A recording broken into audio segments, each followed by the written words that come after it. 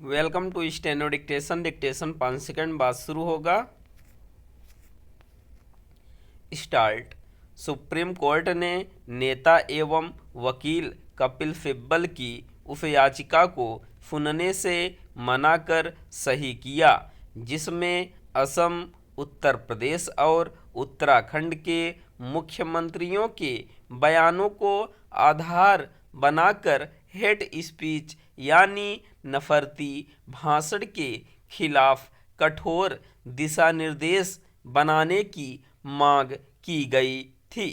Supreme court ने यह पाया कि इस याचिका में भाजपा के मुख्यमंत्रियों को निशाना बनाकर यह सिद्ध करने की चेष्टा की गई थी कि केवल वही नफरती भाषण देने के आरोपित हैं।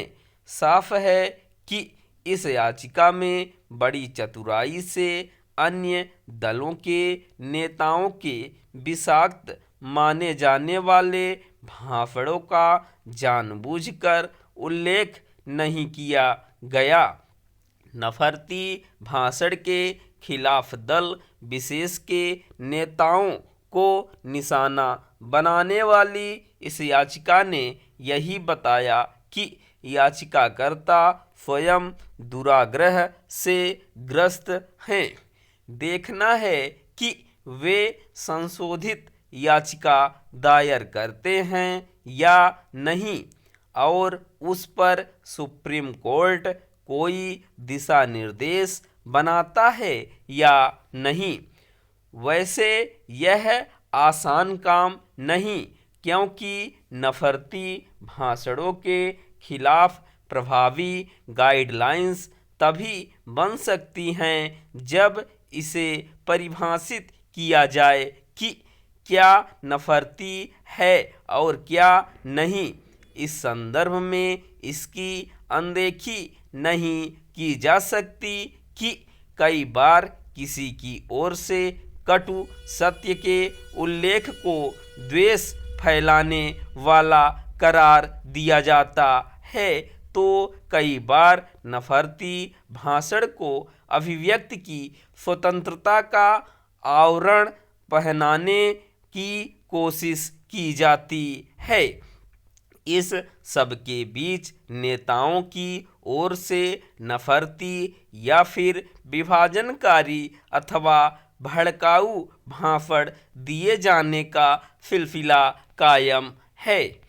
नफरती भाषण देने वाले नेताओं के खिलाफ कार्रवाई के मामले दुर्लभ ही हैं।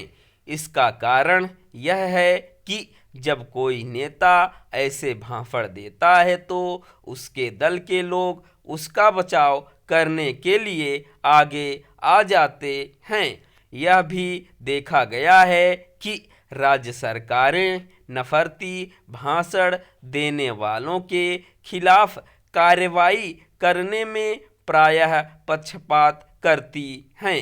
कभी वे किसी के खिलाफ सख्त कार्रवाई करती हैं तो कभी किसी के घोर आपत्तिजनक बयान की भी अनदेखी कर देती हैं। इस तरह का सबसे चकित करने वाला मामला तमिलनाडु के मंत्री उदयनिधि का है, जिन्होंने सनातन धर्म को डेंगू मलेरिया जैसा बताते हुए उसके खात्मे की बात की थी, पर राज्य सरकार ने उनके खिलाफ कुछ नहीं किया क्योंकि वे मुख्यमंत्री स्टालिन के बेटे हैं। इस मामले में सुप्रीम कोर्ट के निर्देश की भी अनदेखी की गई। अंततः न्यायपालिका के दखल के बाद ही उनके खिलाफ मामला दर्ज हो सका।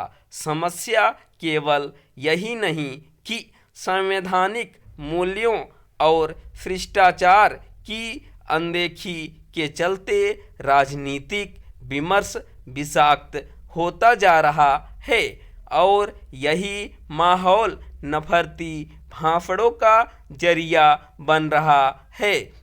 समस्या यह भी है कि नियमन के अभाव में डिजिटल मीडिया में भी नफरती टिप्पणियां बेलगाम हैं।